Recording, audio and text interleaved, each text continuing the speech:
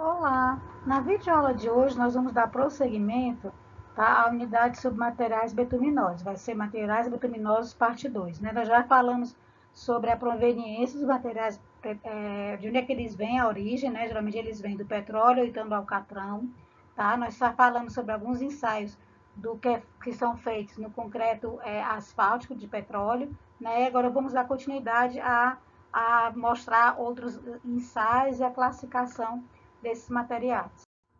Então, o ensaio que a gente comentou foi o ensaio de consistência, que é através da ductilidade, né? Essa ductilidade ela é medida pelo alongamento em centímetros obtido antes da ruptura de uma amostra que é feita com esse concreto asfáltico de petróleo, que é chamado de CAP, né? Com menor diâmetro de 1 centímetro quadrado, e aí você vai banhar, tá certo? Essa amostra a uma água a 25 graus centígrados e submetida ao ensaio de tração, tá? Pelos dois extremos. Outro tipo de ensaio que é feito no concreto asfáltico de petróleo é o ponto de amolecimento, tá certo? É o ponto em que ele vai ficar naquele estado mais mole, né? Porque o asfalto ele não tem ponto de fusão, porém ele pode amolecer rapidamente ou então excessivamente. E esse amolecimento é importante, principalmente quando você vai trabalhar com a parte de pavimentação. Então, porque você vai aquecer, né, o asfalto para poder colocar no pavimento e fazer a imprimação, tá? Então, a temperatura de amolecimento é para evitar a aceitação de asfaltos muito moles, tá? Que vai gerar quais são as principais consequências? Vai provocar uma desagregação muito rápida do pavimento e também deformações permanentes daquele pavimento, que são aqueles calombos, né? Que às vezes você nota em rodovias, tá? O concreto todo cheio de calombo, né? O pavimento, tá? Aí existem dois tipos de métodos para poder ver esse ponto de amolecimento. O método do anel e bola, tá? Aqui é o tipo de ensaio, né, com equipamento que vai fazer verificar o ponto de amolecimento. Aqui é o início do ensaio, a primeira foto, e a segunda foto é o final do ensaio, tá? Tem também o ponto de fulgor, que é a máxima temperatura que você pode manejar, tá? Esse concreto asfáltico de petróleo sem que ele pegue fogo, né? Por uma questão de segurança. Qual é o ensaio que você faz? É o ensaio de aquecimento e exposição à chama, tá?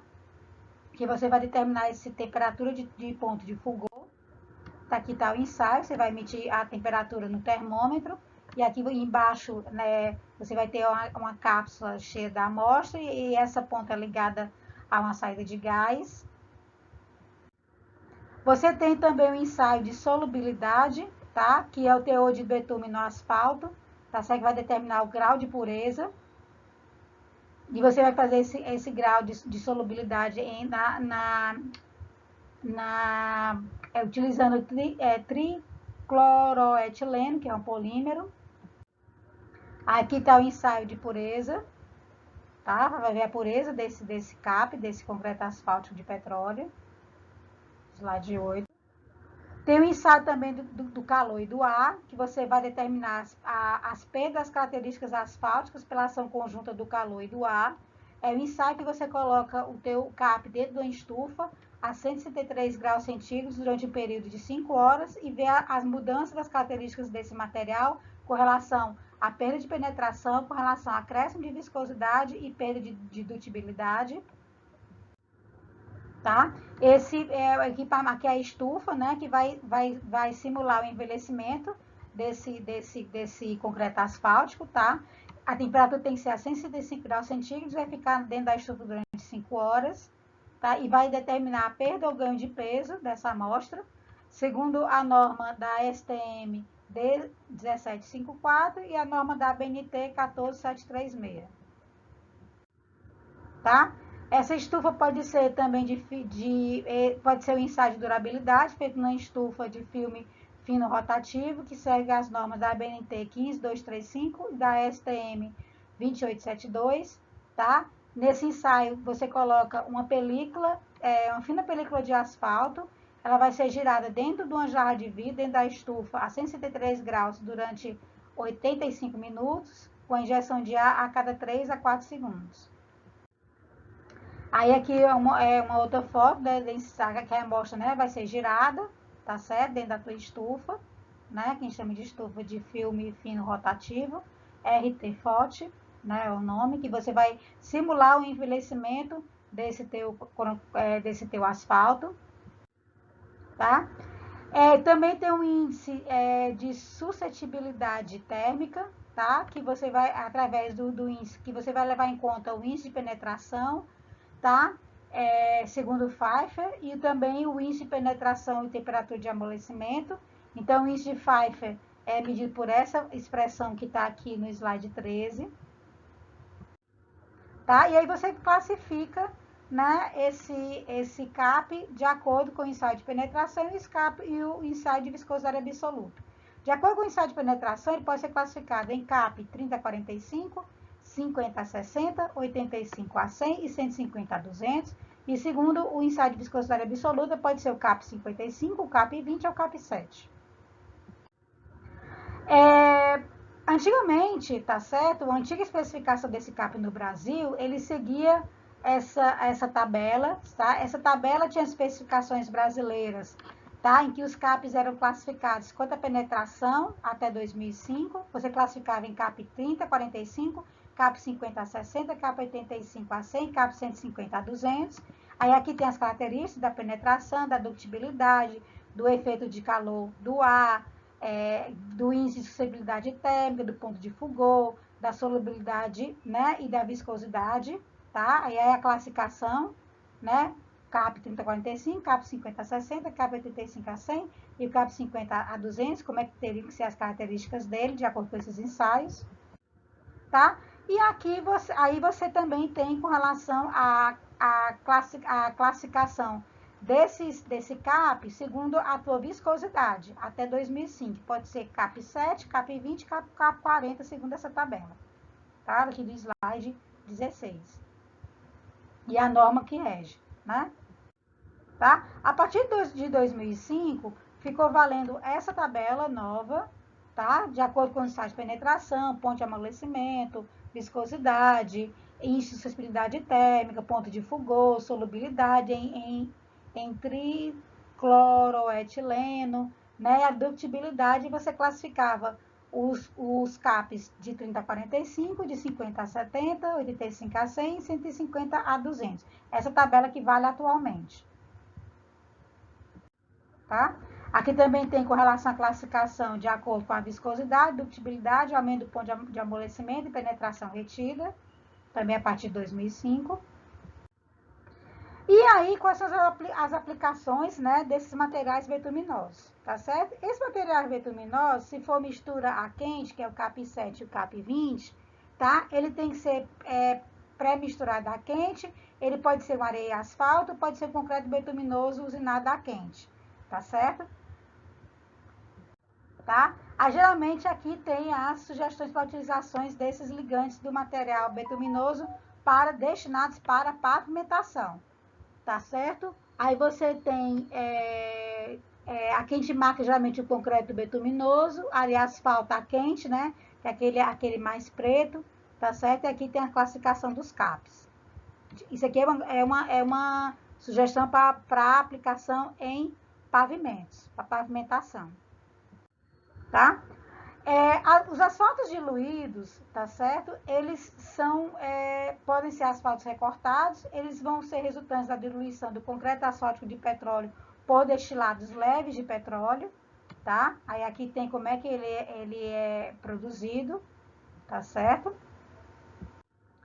O asfalto diluído, que a gente chama de ADP, né? É uma diluição do CAP em derivados de petróleo para permitir a utilização à temperatura ambiente, tá? Ele tem denominação dada segundo a velocidade de evaporação do solvente, pode ser cura rápida ou cura média, tá? O solvente pode ser a gasolina ou a nafta, ou então o querosene, quando a cura é média, tá? E ele é avaliado em relação à sua viscosidade cinemática. Os asfaltos diluídos, tá certo? Ele tem um tempo de cura ou consistência. Essa temperatura de cura ou consistência vai depender do tipo de solvente, da quantidade de solvente, das condições de temperatura do campo, né? Temperatura e umidade. Esses asfaltos diluídos, eles têm uma classificação de acordo com a cura, se a cura é rápida, cura média, cura lenta. Na cura rápida, você pode utilizar a nafta, ou gasolina. Na cura média, você vai utilizar como diluente o querosene. E na cura lenta, o diluente são os óleos combustíveis. Esse aqui não tem no Brasil. E essa cura média que você utiliza para fazer aquela imprimação, né? É o ideal.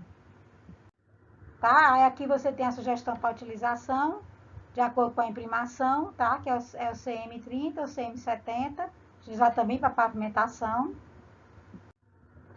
Os açados diluídos de petróleo, eles têm duas taxas de evaporação, classificar por viscosidade a 60 graus centígrados, pode ser cura rápida, que é o CR70, o CR250, ou de cura médica, é o CM30, tá? Em países desenvolvidos, o seu uso em imprimação está sendo substituído por emulsões asfálticas, por causa de alguns problemas ambientais. As emulsões asfálticas, né? Eles são constituídos por cimento asfáltico finamente dividido em gotículas, tá certo?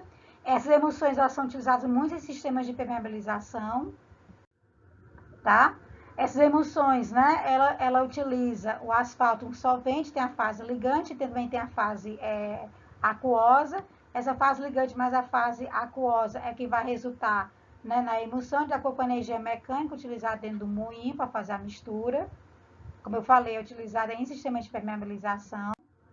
Tá? As emulsões asfálticas, aqui a gente tem o processo de fabricação, né, deles, na fase aquosa, e aqui no moinho coloidal, tá? Para você fazer essa mistura. E as emulsões asfálticas, o óleo e a água, eles podem formar a emulsão, porém eles vão se separar rapidamente quando você agita, tá? E as emulsões mais estáveis, ela tem como emulsificante, tem um emulsificante que vai prevenir, né, essa separação, tá certo? No cimento asfáltico, entre 60% a 70% ele é disperso em fase aquosa, tá? Aqui tem um exemplo do esquema de preparação da emulsão asfáltica no laboratório. E vem aqui a segregação, né, a separação. As emulsões, a função do emulsificante é diminuir a tensão artificial entre as fases asfálticas e estabilizar a emulsão, tá? E elas também permitem você ter um controle dessa ruptura ou segregação entre as duas fases. Quais são os tipos de emulsões? Você tem as emulsões catiônicas, tá? E tem as emulsões aniônicas, tá? São dois tipos de emulsões asfálticas, tá? As emulsões asfálticas, elas são classificadas de acordo com a velocidade de ruptura, teor de êxito asfáltico, viscosidade, tá certo? Elas são classificadas em RR1C, RR2C, RM1C, RM2C, RL1C, LA1C e LA2C, tá? E aí, de acordo com a sua velocidade de ruptura e os outros fatores que eu já expliquei. As emulsões, quais são as propriedades dela? Elas podem ser utilizadas a frio e os agregados úmidos, eles são estáveis à estocagem e a velocidade de ruptura, né? Depende do tipo de emulsificante e teor do emulsificante. O tipo de aplicações, a RR1C e 2C, ela é utilizada para sistemas de impermeabilização, para tratamentos superficiais. A RM1C e 2C para pinturas, né? A RL1C com agregados miúdos e a LA, que é a lama asfáltica, também para impermeabilização. Aí aqui tem a sugestão dos ligantes você utilizar, né, essa emulsão para pavimentação, ela também pode ser utilizada. Esses asfaltos, também existem os asfaltos modificados com polímeros. Quais são os benefícios dele ser modificado com polímero? É ter o melhor desempenho à fadiga, né, que é a ruptura do material, desgaste, e a maior resistência à deformação permanente e trinca térmicas. Quais são os polímeros? SBS, SBR, EVA e a borracha moída de pneus, são os mais adequados, tá? Quais são as vantagens? Você vai desse asfalto modificado com polímero com relação ao concreto asfáltico de petróleo convencional? Você vai ter uma maior coesão, uma melhor adesão, uma alta viscosidade, uma resistência maior ao envelhecimento, uma maior elasticidade, uma resistência a tensões cisalhantes melhor e um maior custo-benefício, né? Um melhor benefício e custo. Desvantagens, você vai ter um risco um risco de estocagem a longo prazo e um risco do ligante heterogêneo. Tá? Aqui é o exemplo quando você utiliza a incorporação da borracha moída de pneus, tá? Nesse asfalto modificado com polímeros, como é que é feito o processo úmido de fabricação. Com relação a pinturas asfálticas, ela é mais utilizada para imprimação, tá? Que é a aplicação de uma camada de material asfáltico sobre a superfície de uma base concluída antes da execução de um revestimento qualquer. Qual é a finalidade de você colocar essa pintura asfáltica? Aumentar a coesão da superfície, impermeabilizar a base e promover as condições de aderência entre a base e o revestimento. Também essa imprimação, quais são os tipos de asfalto utilizados? São asfaltos diluídos de baixa viscosidade, semi-30 ou semi-70. Para fazer, quais são os equipamentos necessários? Vassouras mecânicas ou manuais e caminhão espargidor de material asfáltico. A execução, né? Você tem que fazer primeiro uma limpeza, depois você vai aplicar, fazer a cura e a proteção. A pintura de ligação, ela é uma pintura de uma camada de material asfáltico sobre revestimentos antigos, pinturas antigas e bases estabilizadas com aditivos, com a principal finalidade é promover as condições de aderência entre a base e o revestimento, tá? Essa pintura de ligação, ela tem um teor de asfalto mais utilizado, são as emulsões asfálticas de pintura rápida, e os equipamentos que você utiliza para aplicar são as vassouras mecânicas ou caminhão espargidor. E as pinturas asfálticas, a pintura de execução, para você fazer a execução dela, você tem que limpar, fazer a aplicação, fazer a cura e fazer a proteção. Então, assim a gente termina a nossa unidade sobre materiais betuminosos, parte 2.